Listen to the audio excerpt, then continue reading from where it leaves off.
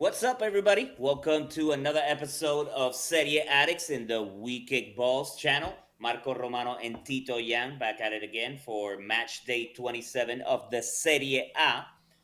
Um, Also, we're going to talk about the two matches that we had in the Coppa Italia Semi-Final as well. We had Inter playing Como, and then we had Atalanta facing off against Lazio. We'll provide the results of the first leg of the Coppa Italia semi-final as well. But coming up to the final stretch of the season, right? Still one hopeful team aiming to catch Inter um, for the title this season. I think more than anything, the most interesting part about it is the race for those Champions League and European spots, if anything, at this point. But still mathematically possible, right? It's still not wrapped up for Inter, It's but over. we had some good matches this weekend, right? Kicking things off with Reggiano di Parma playing against Cagliari, which was actually a good match, a very back and forth match from both teams. Cagliari obviously struggling. Have been up and down as well, but this was a pretty back and forth game. Actually, a pretty entertaining watch.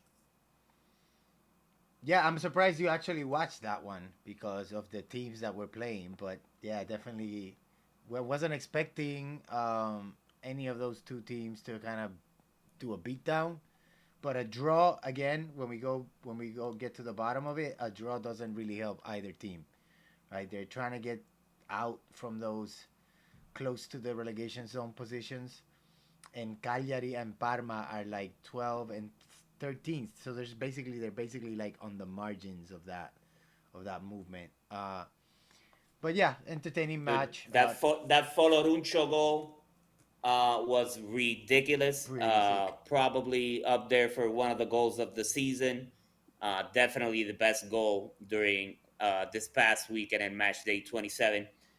Both keepers had a great match as well. There were a ton of saves. Both teams created a lot of opportunities. Had some good chances. The keepers actually made it and kept it tighter than it should have been. Probably both teams could have scored three or four times, which would have made it a even better match. But it was again a great back and forth match.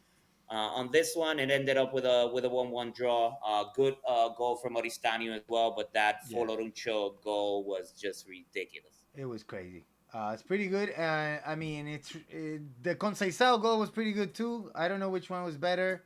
I think it's kind of a toss up between those. Now Those two were Foloruncho, I don't know, dude. That pretty hard. Foloruncho, and it was top bins as well. That was a pretty ridiculous strike there. Yeah. Good way to kick off the match day. So again, a very entertaining and contested match with an amazing goal. All right, and then moving over to Como versus Lecce, one of those teams that is still contending for potential Champions League spot, definitely European spot.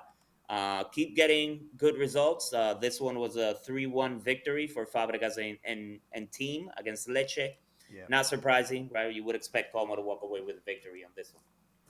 Yeah, definitely. I mean, you've seen Como the past couple of weeks, right? They've even beaten some of the big teams, so they're definitely making a case for that fourth spot right now, and not that far away from it. Just 3 points away from Roma. Roma wasn't able Mm. to keep up the pace, so Como actually gained 2 points on Roma, and now they're just a single match away from getting into that fourth spot, which would be absolutely incredible for a team of their stature and their history, right? Because they're a smaller team, but they came up to the first division, and they've just, it's a credit to the organization that they're doing as well as they're doing. Yeah, definitely smaller team right now, but they've I think 1707 is when the club was founded, so that's 1 year even before Inter. Yeah. Right, so definitely been there for a while, but You new to mean the Serie A and 1907, right? 1907 and 1707. I don't think 1907. anybody Yeah, was playing yet. but Fabregas has this team clicking. They have an identity. They know how to play. They not only consistently score goals, but they always get goals from different players. So whenever they have a big loss or what you would think would be a big loss, like Nico Paz, right, who didn't play against Juventus, yet still they were able to get a result. Not a big It's loss. because of I feel of that Fabregas system, the way that he has the team playing, where it's a team build up kind of play next man up mentality Yeah. that really is helping the team out and just making the players even better. So what do you think about Fabregas? Do you think he's gonna stay at Como for a long time in a type of like Alex Ferguson style, role at like what he had at Manchester United, or do you think he's gonna relieve the first time a big club comes asking?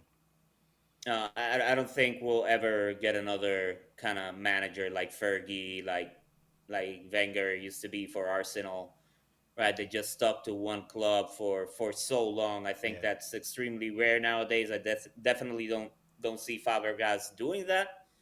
Of course, anything can change, right? He's been there for a while. If he's raising his family over there, the family like it over there. I feel more than anything from a football standpoint, as long as the club keeps investing, right, and at least get them the pieces that they need for or that he feels they need to continue to progress. I think why would you leave to go to another club where you have so much pressure to win, win, win, win, win that you get two losses in a row and there's already talks about getting you the hell out of there. I hope to see him stay, but I also know that he's probably going to lose some key players moving into next season. At the very That's least, Nico Paz, that's why right? you would So, leave. That's why you would leave because the thing is, you are at a project that is a very specific, has a very specific mission, right? Let's get this team to stay in Serie A and trying to build a foundation to kind of keep it here, right? Like, and they invested a lot of money. I don't think they're gonna be investing that kind of money all the time. This was like a major overhaul of this organization. And then what you said about the losing the players, usually smaller teams like Como have a lot of players on loan, so a lot of their success yep. is I was just about to say that. very Yep. volatile, right? Because when those Yep. players go back, they can't really afford to buy all of those. So it's gonna be tricky for them, and that's why I asked the Fabregas questions because I feel like so long as he's got a good squad and he can do a good job, right? Because any manager feels irritated when the front office team is not getting you the players that you need in order to be successful, because it ultimately is going to put it on you. I think Fabregas done an amazing job at Como, and I wonder how much of the team's success has to do with his management. How involved is he in the selection of the players that are coming in? Mm. I imagine it's a lot based on all the Spanish players that play here. Exactly. I was just gonna say the majority of them are young Spanish loaned out players from Spain. Yep. Right. So yeah, and not only that, but the type of football that they play, right? That Spanish type of Yeah. football, right? Yeah. And It's I kind was of that. that was why I was making the Alex Ferguson comparison because I feel like he's way more involved with the structure and giving this club shape than typically a manager would be. And I think that was part of why he chose to come here because they gave him that the green light to actually do a lot And of that isn't work. Como owned by like a group and like with Henry and a couple of other people? Yeah, there's They like got some good backing and some Terry good people that Crews and a couple understand. of Hollywood investors too. Once you get to a certain level, and I feel, let's say if they qualify for the Champions League this season, which is a very tall ask, tall order for them, Yeah, they could do even that. though mathematically they're still in the running. Yeah, But they know they got to invest some money because they don't want to go into the Champions League and get embarrassed, right? Especially when you have Henry being one of the hosts in Paramount Plus for yeah, the UEFA Champions League. Now, I yeah, doubt that'll happen. But yeah, I think as long as the club keeps investing, keeps hearing him out, like as long as he has a voice as far as what moves they make, which I feel that he definitely has because of the way they play and the loan players that he's getting from Spain. The strategy's working.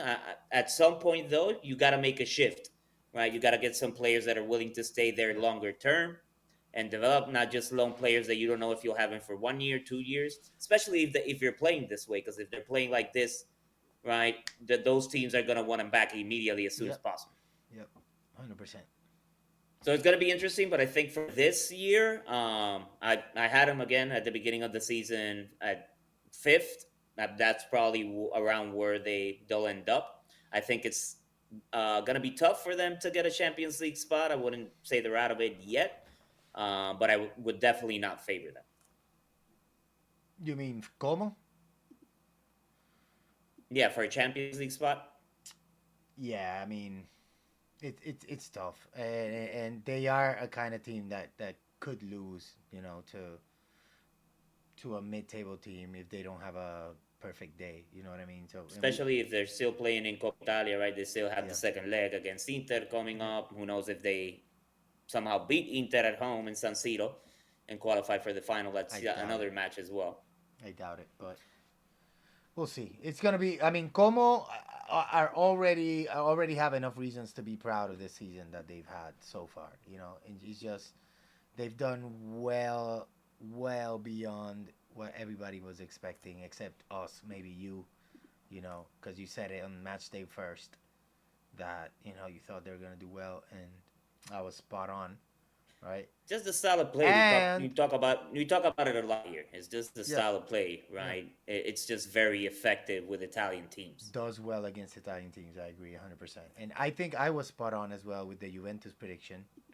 Look at them in sixth place now, right now. I told you it was gonna be rough, cause Still. I was gonna say a lot of games. 10 games left, right? 10 or 11 games, it's 30 matches. points, but Yeah, you're going against teams that have lost 2 games, 6 games, in the whole season. So it's gonna be rough. Anyways, next match. yeah. Next match we had Verona, bottom of the table, playing against Napoli. Napoli, obviously, even though I feel they're underachieving, is because we have very high expectations for them and Conte coming into the season. I think they've just been very unlucky with the injuries that they've That's true. had throughout. Lukaku, De Bruyne, Neres, Anguissa more than anybody. It's just way too much, and props to them because they're still in third place and kind of solid, right? Yeah. Because more than likely Milan is going to be getting one of those spots. So I think it's between those four teams: Napoli, Roma, Como, and Juve.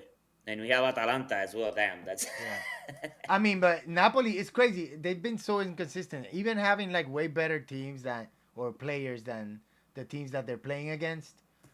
They needed a 95th minute goal by Lukaku, who finally got back on the score sheet, and to win this match. And the keeper had a lot to do on that one. Like above the ball was basically on him. Like I don't know, I did not stop that, but I was kind of hoping that Napoli was gonna choke and draw, but unfortunately, against Verona. yeah, Was very unlikely. Good goal by Hoyland, who has been playing awesome this season. I yeah, think this is the first time that he actually played alongside Lukaku. true, Awesome for Lukaku. He's had a tough season after he scored that game winning goal. He also yeah, opened up about losing his father and a bunch of other stuff that he was dealing with that he was keeping to himself. yep, Right. So it seems like it wasn't only due to injuries that he's been missing out or missed out on so many matches this season.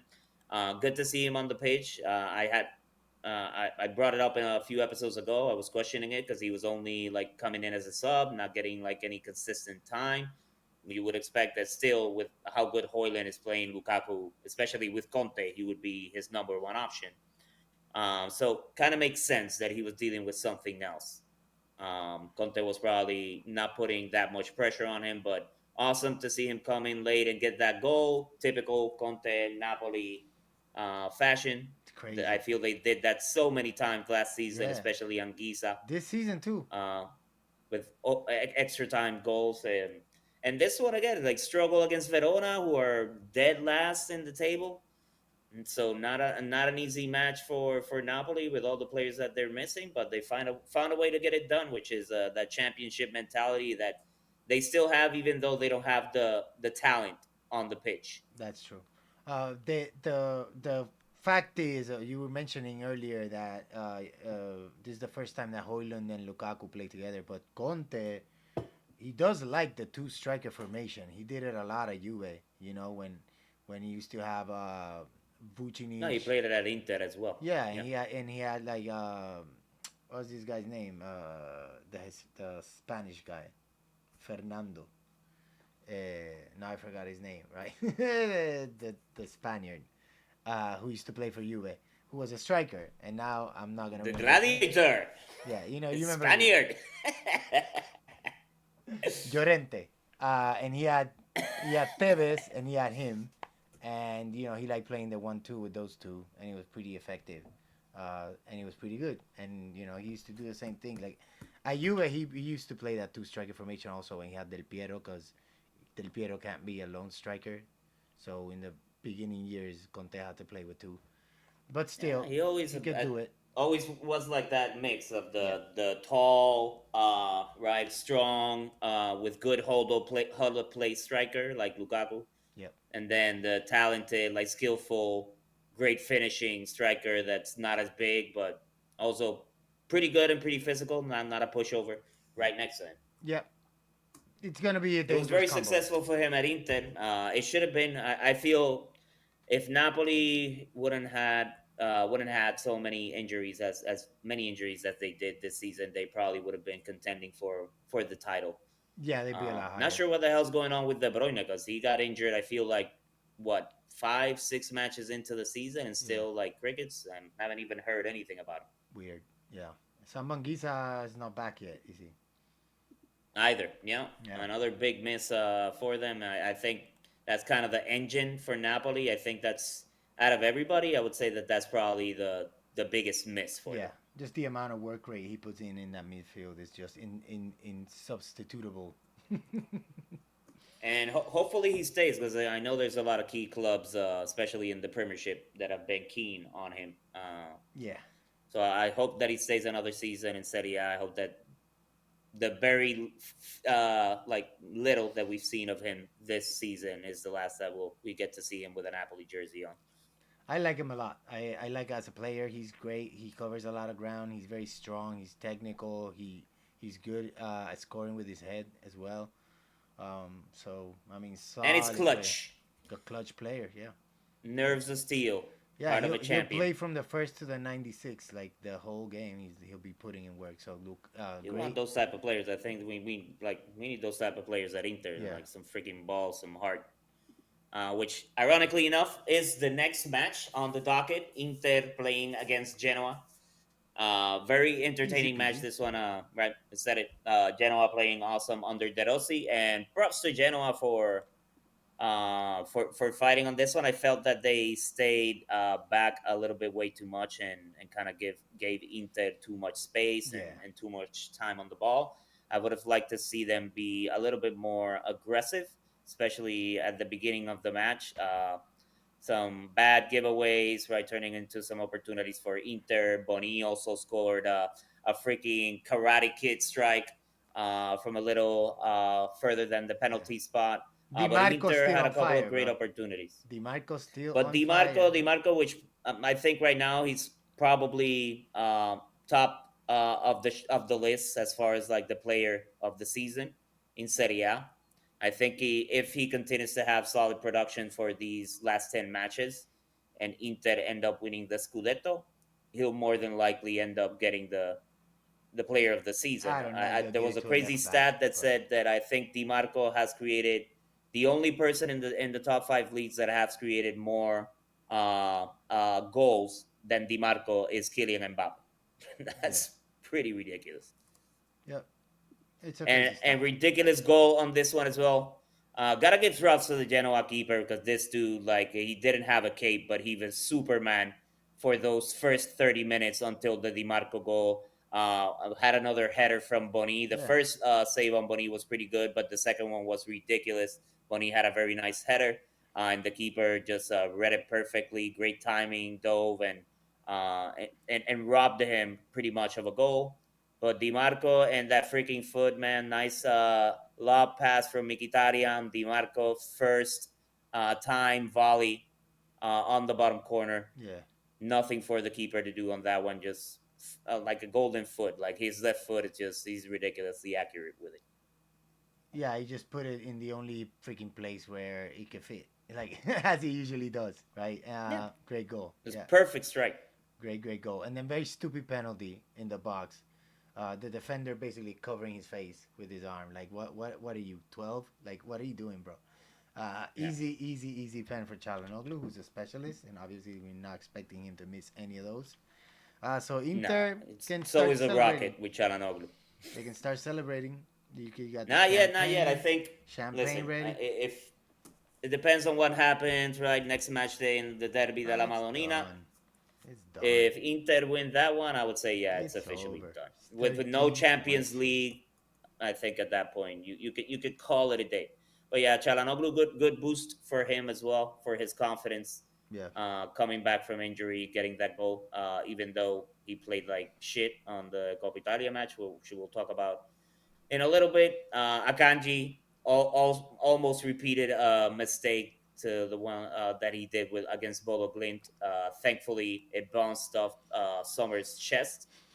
But Akanji is still showing a little bit of the nerves right after that blunder he had in the Champions League, and a big reason why I feel Inter is out because that completely changed the match.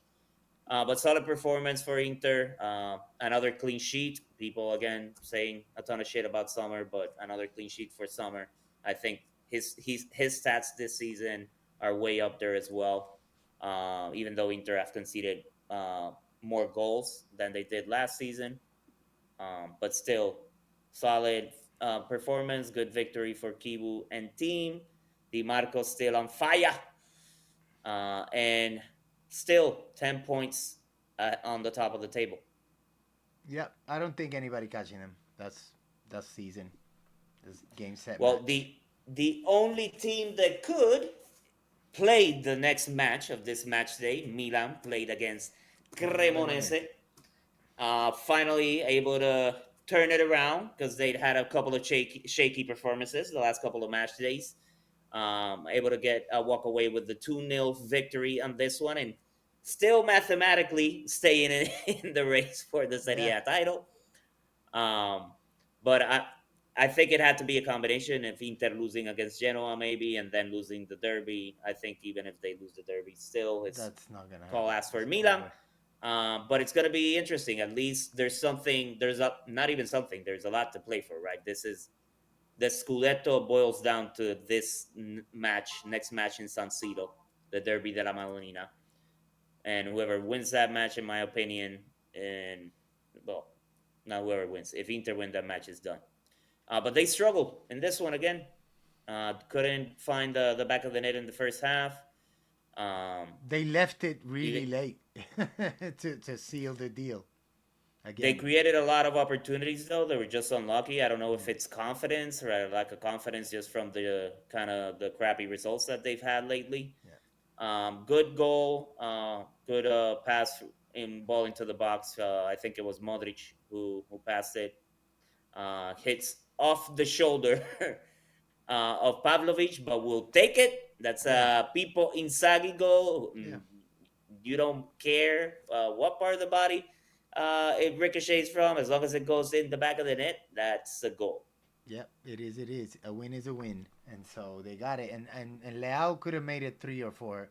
He missed a couple of easy chances in this game, but easy for him, right? Like, no, maybe not for somebody else, but something that you would expect him to make. Milan, I mean, still looking solid. I wasn't expecting less from Allegri.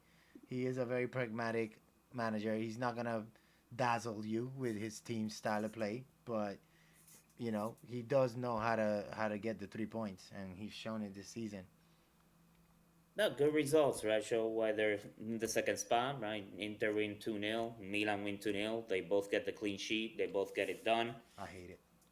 Um, it's going to be interesting to see coming into this match day. I think for both teams, I don't know how many losses Milan have. I think Milan have the majority of their players fit and not a ton of injuries Milan or have key only lost injuries. two But matches in the entire season. I think Bartesaghi is the only one that's doubtful Milan is the for that team that match. lost the least amount of matches in the whole Serie A. They got only 2 losses in the entire season. So beating them is not easy, but they do have a lot of draws. Now, how many players they have? That right? That's a lot of draws right there. Yeah, yeah, bunch of draws.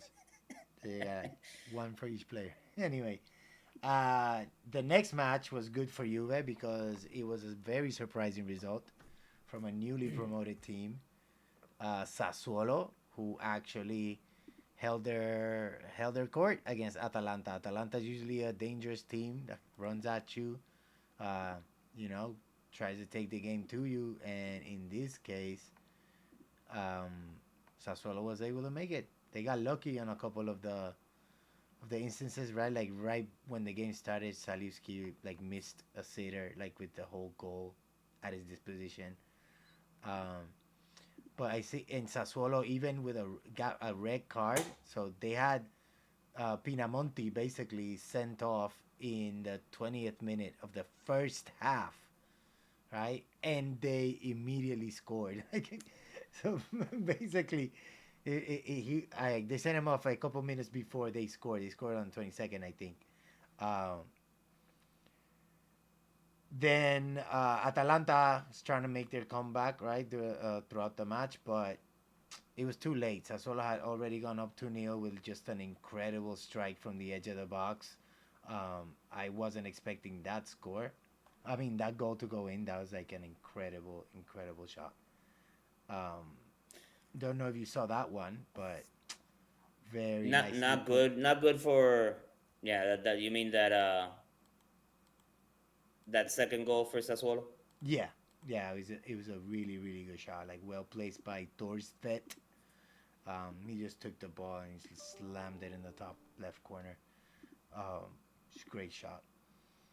And then Atalanta got one And back with great Musa. bad for Atalanta, right? Because you go up, you're up a man, and in the 20th minute, and still you concede 3 goals. I don't know if it's all the amount of matches that they've been playing Yeah. on in all the tournaments. Maybe they were saving some players for the Coppa Italia match, but that's a bad stat. You concede 3 times, being one man up Yeah. against Sassuolo as well, right? Not one of the top of the table teams. That was a bit strange. Yep. I know they need to shore up their D. I think we've always said that Atalanta's weakest area is their defending. But it's a great game by Sassuolo. I mean, even with 10 men, they kept taking it to them. So honors to them. Like they did what they needed to do, and they got the win. And great job by Fabio Grosso, who's got his team apparently safe from the relegation zone, sitting in ninth place. Not a bad spot to be. I mean, for a newly promoted squad. They're solid, man, and I like some of the players that they have. Kone is awesome, right? Larente, Pinamonti, obviously, Berardi. Yep, They got a good squad. they So got a I'm good glad squad. that they're sitting nice in the middle of the table. Yeah. Not concerned about getting relegated this season. And it's going to be good to continue to see Sassuolo. It's great to have him back in the Serie A for sure. It's been awesome to see them play this season. Yes, it has.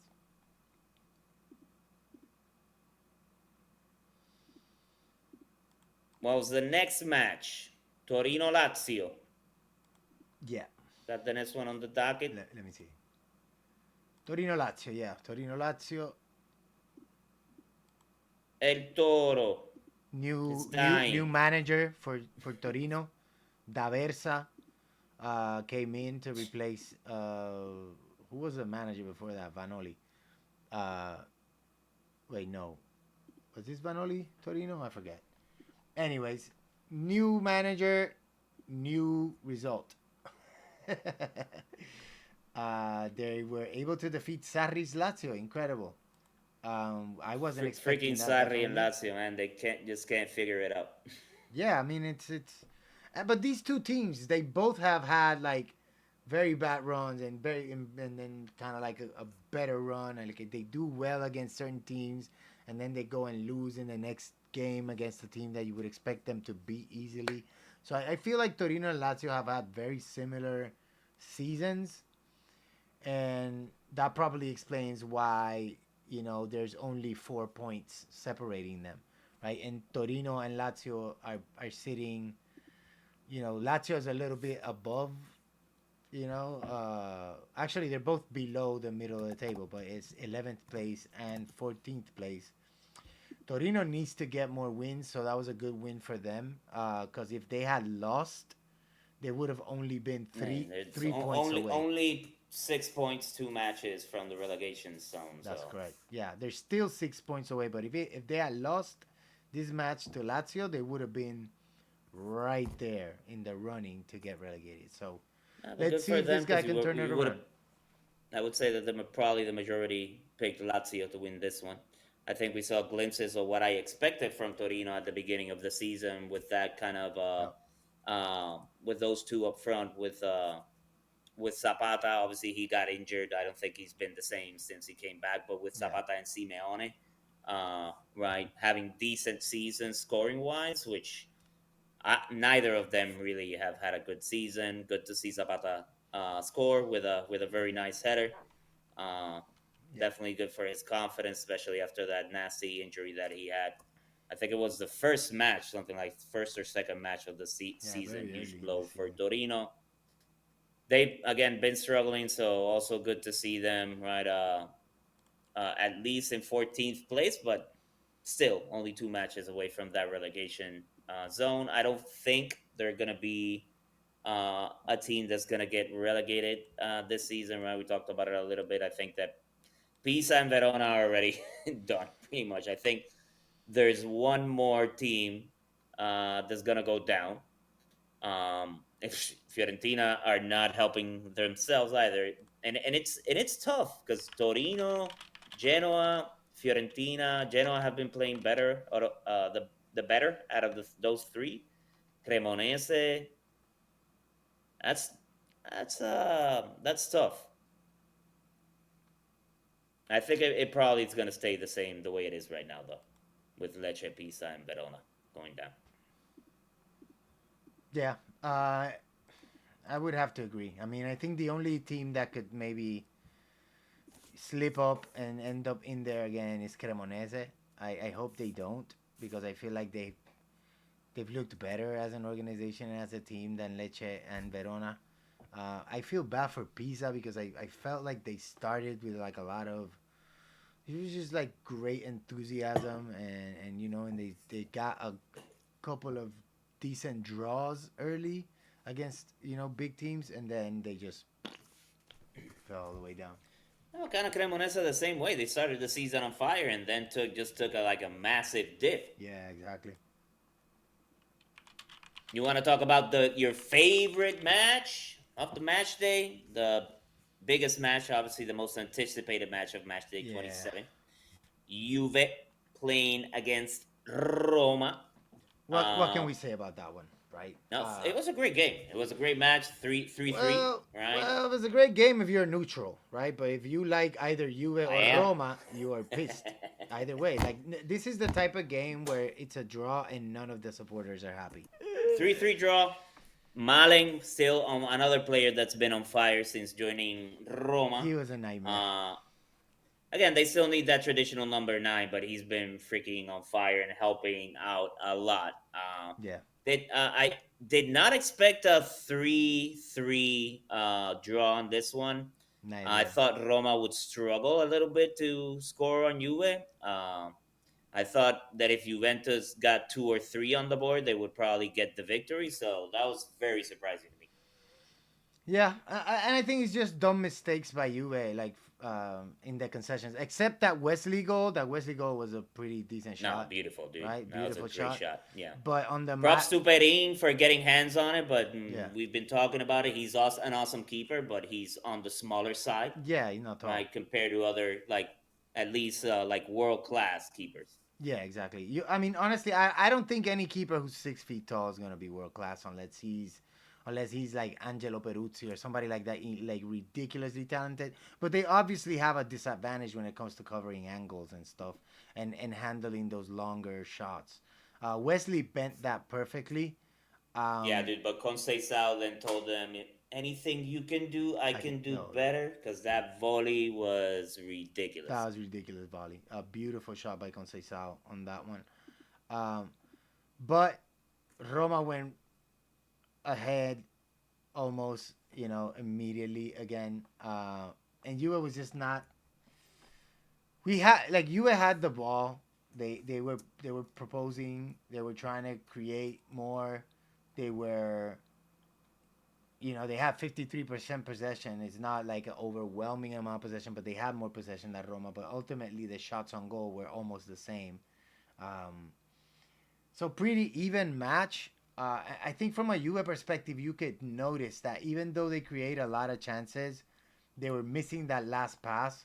Uh, they were missing Locatelli in this match, and I think they suffered from that from a defensive perspective because I feel like in front of our defense, Roma was finding all sorts of space, and they have Manu Kone and Brian Cristante, who are big, and physical midfielders. So they Uh, were basically Cone's pass for that third goal for Roma was on the money. The finish yeah, from Malen was beautiful beautiful. as well, but I don't know what the hell Keeper, Juve was doing right there. yeah, They were playing the offside trap, like trying to imitate, that's do their ridiculous. best Barcelona impression right there. No, and the keeper just didn't come off the line. Nothing. Like it was just, what the hell? So, am I supposed to believe that Kelly is gonna catch up to Malen on a breakaway like that? That was never Yeah, gonna happen. Kelly's not that slow, but Malen's really fast. That's the problem. I at least Juve had the heart to come back. Boga also scored a beautiful goal. That side volley there to get us kind of back in the game, and then And Mer- good cross from Segrova as well after just completely freaking blowing it in the Champions League. against Galatasaray and Yeah, missing that like yeah. sitter. But I think he had a significant impact in this match because I think that when Zegrova and Miretti came in for Conceição and Turam, they really provided a spark and a lot of like attacking Good opportunities. subs as well, right? Because Yeah, Gatti, he brought in Gatti as well. Gatti ends up getting the last minute. Yeah, the third goal for Juve and to draw the match. So yeah. I mean, in the end, you gotta put in another big guy in the box that can win that ball. It's the same type of thing that Indica did on his goal. Like Indica made, everybody was marking the offensive players, and Indica just snuck behind the defenders and just like tapped it in. So Gatti was a similar situation, except it was like off of the keeper stopped it. But you know, it's sad that we had to lose those points because I feel based on the way Juve played, they probably should have won it. But in the second half, our strikers were inexistent throughout the entire match. Like Jonathan David did nothing the entire game. Openda came in and was basically, yeah, like you might as well put in the yeah, ball he's boy. been kind of non-existent this Uh, season. and you wouldn't have, yeah, you notice the difference. And then, but Jeremy Boga, I said it when they signed him. This is a good signing. This was a good signing. This is the type of player that you He wanna just have gives you that to creative bring option off that the you have bench. two of them on the right side, Yeah, and you really don't have any on the left side that can take on yeah. defenders like that one on one. And he's technical and he's fast and he already Oh, you saw have he has a good Yildiz, right, touch. which leans more towards the Yeah, left side, but still not like playing like a winger all the way. right. And bro, you Uh, could see it. Yildiz is exhausted. He is spent. yeah, yeah, and that Galatasaray match, you could tell that he was giving in everything. Yeah. Even in this match, he was already running out of breath in the first half. Like he's had because the problem is they don't really have a substitute for what he does. So he has to put in a lot of work, and he's always trying to take on people and dribble. And we were both like at least I was an offensive player when I was playing, and I know that that's kind of the part of the game that takes the most out of you when you're trying to beat a defender one on one. You got to put in a Mm. lot of energy because you're typically doing a lot of fast movements. And so Yildiz, Only if your team is dominating and keeping possession, because if you're a defender and the other team's attacking all the time, it's a pain in the ass. yeah, but that's what I mean. When you're attacking, when you're defending, you can kind of stand, right? Because it's more about covering space. But when you're attacking, you got to get the ball to move around the defender. And that's where you got to put in that extra effort because you got to move sideways faster than he can cut you off, But I and he's think got that a wasn't shorter angle. limited to.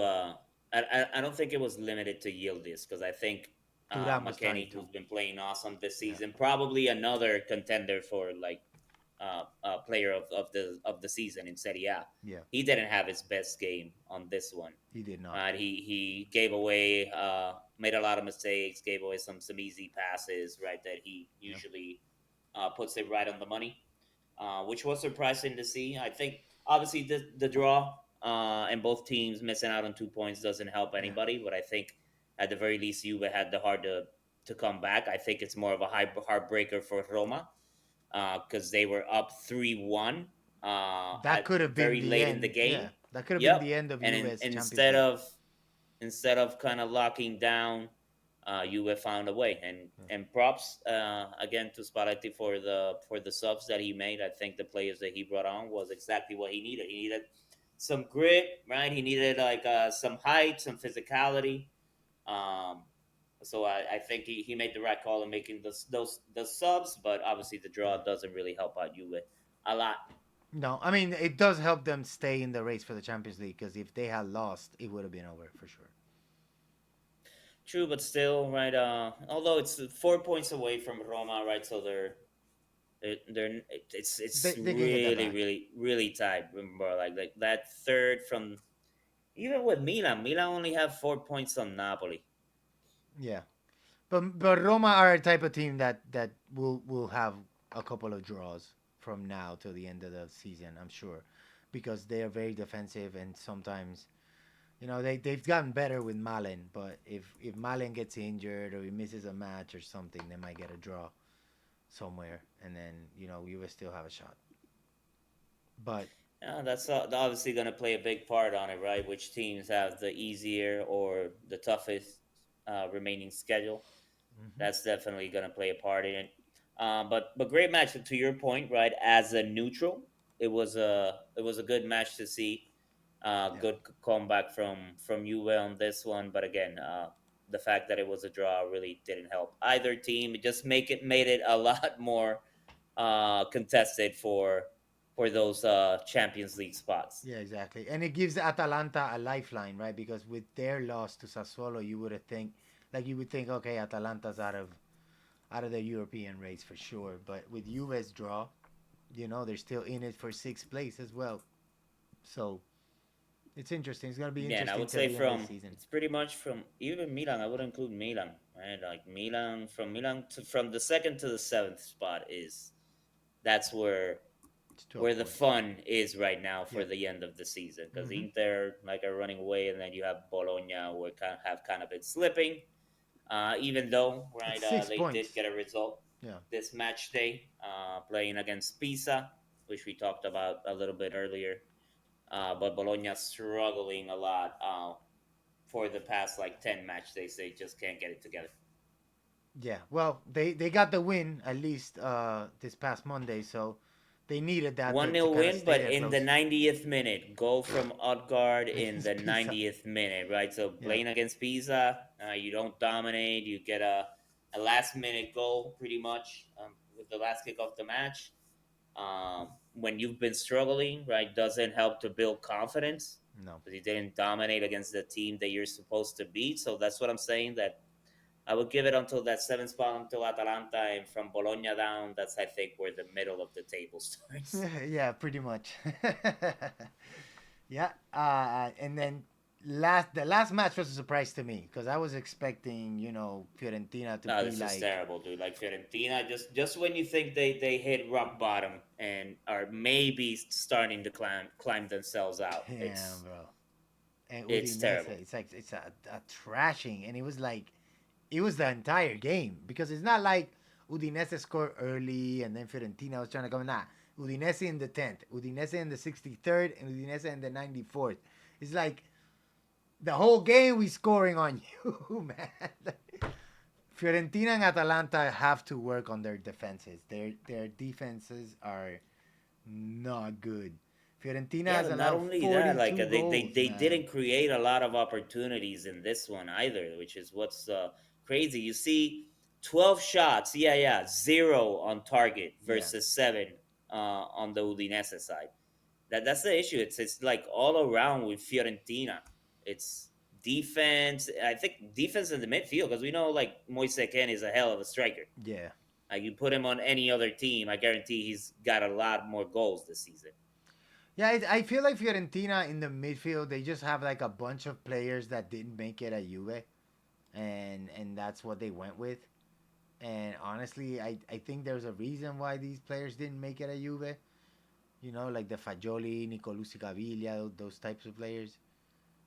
I'm like, there's a reason that the U.S. sent them away. Moise Ken, I'm not in agreement with, but those types of players. Actually, Nicolucci Caviglia is not here; he's at Genoa. But Fagioli, Mandragora, Rugani is now at Fiorentina as well. So it's basically the Juve next gen flunkies, and they're gonna go play where the next gen was playing if they don't turn this thing around. The Juventus rejects Yeah, exactly. at Fiorentina. Well, it didn't work out for them. They got whooped by Udinese. Good pen from Davis as well. I think that dude is if he keeps progressing, Serious. he's gonna be a problem in a couple of years. Mm-hmm. Yeah, Yeah, but Cavacella's Fiorentina, having a good dude, they season gotta too. figure something out.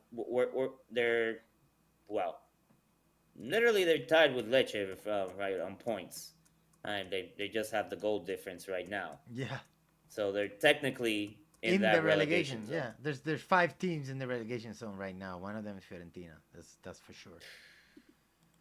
I did not expect That that. is I would have horrible. had them worst case scenario. I would have had them like middle of the table. That it's crazy that they Yeah, may get relegated. I mean, probably good because I don't think Moise Kean and a couple of those other players would stay in the squad. Maybe I could see Fagioli and a couple of them maybe playing in yeah, Serie B and having an amazing season. But uh, at least I hope that doesn't happen to Moise Kean. yeah. I doubt it. I doubt. Honestly, like I'm gonna say it now. I don't think Fiorentina are gonna get relegated. I think they're gonna make it out in the end. But it's still it's been a nightmare the entire season, and I wouldn't want to be a Fiorentina fan right now. Then we had Coppa Italia. First one very quick because like the Very boring. most boring match and worst match that I've seen Inter Yeah, play this entire that season. game sucked, Props bro. to Como. That's what I have. That's even though I'm an Inter fan, that's why I have the Como fans and the banner behind me. Because props to them for make at least trying and putting in an effort to score some goals. I Yeah, think the saving grace for Inter was Martinez actually on goal, who kept some of those what should have been goals out because Como could have easily walked away with the win. But zero shots on target for Inter, 10 man rotation that Kibu made for this one. He went with a single striker up front and Fratesi playing like as a false number 9.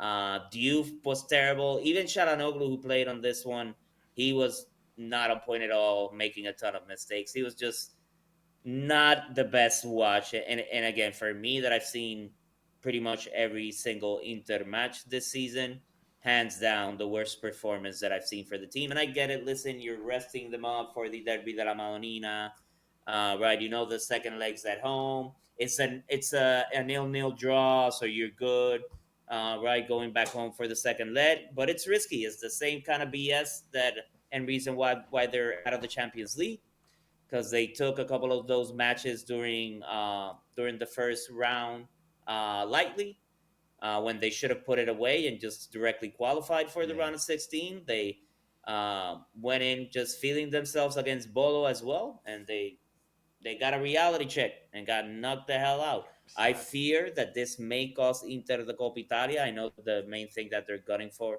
I is the don't think Serie so.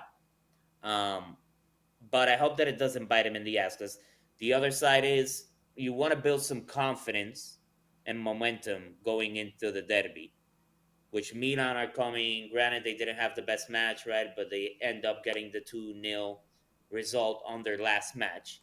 Now, Inter coming into this one, yeah, with some rested players and players that do deserve some rest, like Dimarco. Um, Dumfries is back, which is He good. But rested again, Barella too. Barella was rested. Dimarco was rested. Akanji was but rested. is that rest gonna bring in some rust?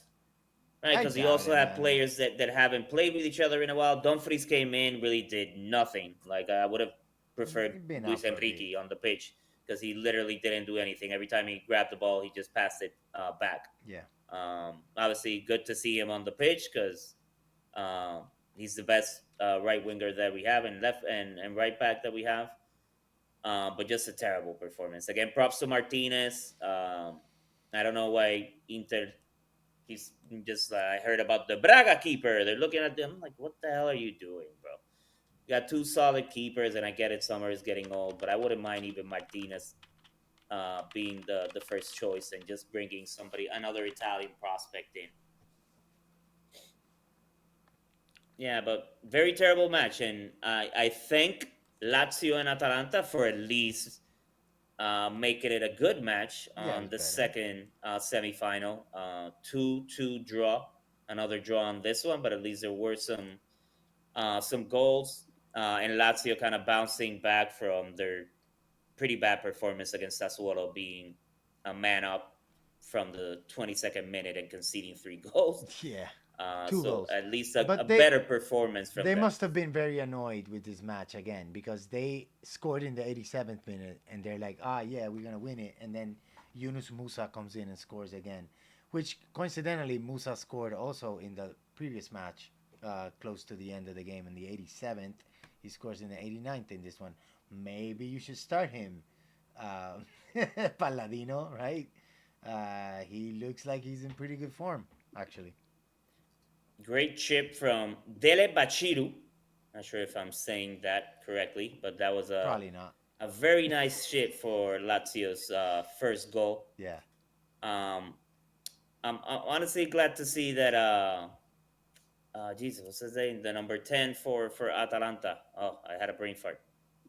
Forgot his name all of a sudden. Samardzic. Lazar Samardzic. Samardzic. I'm glad that he's playing better. He's been playing a lot better lately, right? Scored that pen Yeah. to make sure Atalanta qualified for the round of 16s in the UEFA Champions League. It was a great play and a great shot from him that led to that first Atalanta goal. But he's been playing a lot better, right? A player that ever since the drama at Inter and then going signing for Atalanta, I thought that he was gonna be um, at least produce a lot more. But it's taking him definitely a long time Yeah. to kind of show what we all expected from him immediately after joining Atalanta. Well, but I think that some of that has to do with the fact that Atalanta started out with a terrible manager and they had to replace him. And I think that he took a hit on that, just based on the disorganization that they had in the initial Yeah, months but of the season. even under Gasperini, he wasn't starting though. Right. So that's what I'm saying. When you're given the number 10, who's the number 10 at Juve? Kenan Yildiz plays every Who's the match. number 10 at Inter? Lautaro Martinez, yeah, captain. Like That's what I'm saying. When a club gives you the number 10, they have very high expectations. unless you're Milan, you give it to Rafael Leao, and it's just like I was just giving to this guy. But very high expectations. Yeah, And come on, like Rafa Leao was the MVP of the yeah. Serie He A he he like a he, couple of seasons he ago. plays, but he plays 1 out of 3 games now. Like, It's just his nickname. They have Magic Mike on goal, and they have Mister Inconsistent yeah, up front it's in crazy. Rafa Leao. And Captain America in the middle. Everybody has a nickname. Yeah. Um, But right, good result on this one, right? They Exciting match too. go For the and both neutrals. matches go into the second leg, right, with a tie. Yeah. So it's gonna be interesting for me. I still feel it's probably gonna be Inter Atalanta, which should make it entertaining. And honestly, I would rather play Atalanta than Lazio because freaking Lazio, I'm gonna get like probably the players as well. They're gonna get just like memories of how they botched the title last season in that match that they should have won, especially Bisek. Yeah. So I would prefer Atalanta. I think obviously probably Inter are still the favorites.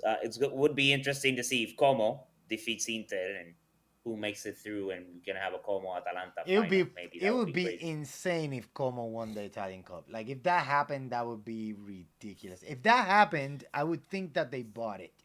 I would think that it's fixed or something because No, that would be very they're incredible. probably gonna go all in, and it was kind of disappointing the fact that they went for it against Inter, and Inter like had a very makeshift lineup and crazy formation, resting a ton of players, and they weren't able to score Still at held all on on. Inter. I think that probably the second leg is gonna be more like what we saw when they first played in the Serie A, where it was just complete domination by Inter, 4-0 victory. Maybe not, because nerves are going to come into play. That's the only thing that that Como can win, the only trophy, right? That Como Yeah. can win this season. So they're going to go all in on that one. But But the other thing is like we have it's to a wait toss. like It a would be month. awesome though. It's like a month and a half before the second leg or something. So you never know. Like depends on what happens way over there. Like people might be injured. Inter. It depends what games Inter has around there. Also, if Inter win the derby, de la Madonnina, they could basically go all out in the Coppa Italia because they're gonna have a 13-point lead. So they could drop points in the weekend and rest some players in the Serie A match. You know what I mean? If it comes down to that. So I got Inter winning this one. I got Inter going to the final against Atalanta and losing. That's my prediction. But but I mean I think Inter are gonna defeat At Como. least, hey, and Nerazzurri wins in that scenario. So Yeah, regardless. But they, Inter gonna win the Serie A. I think somebody else is gonna win the Italian Cup, but I might be wrong. Inter's still in the you running for you both. hope you hope somebody else wins the I Coppa don't really Italia. care. Is what you're meaning. I'd rather have Inter win like both titles, so they get it out of their system and I we can really win don't care next year. about the Coppa Italia, dude. If you ask me who won the Coppa Nobody Italia cares. 3 4 years ago, Nobody who cares. the fuck knows? Nobody cares. If I don't Google it, I have no idea. Whenever for me when it matters is hey, if we have a shot at the treble, Yeah, right? You want to make sure you get all three, but other yeah. than that, I can tell you who I don't won care. the. I can tell you who won the Serie A 10 years ago. It was Juve, and 11 Yeah, years but the ago it was Juve, Serie A, and especially as a 13 Juve fan, years ago but it was Juve. 14 years ago it was Juve too. 15 Juve. 16 Juve. when was the last Yeah, time you won it though? 6 years ago, basically. All right, no, Mm, 6, 7 years mm, ago, I think. 7, right? mm, Is it 7 already? Jeez. mm. 2019, I think, was the last one. If I'm not Woo! mistaken, it's Yep. been a while. Yeah. What you deserve after all those years of domination. Oh yeah, we were beating. Serie A got boring after a while. Like nobody was gonna watch it because it was all Juve winning all the time. But no, but the first couple of titles that Juve won were pretty exciting.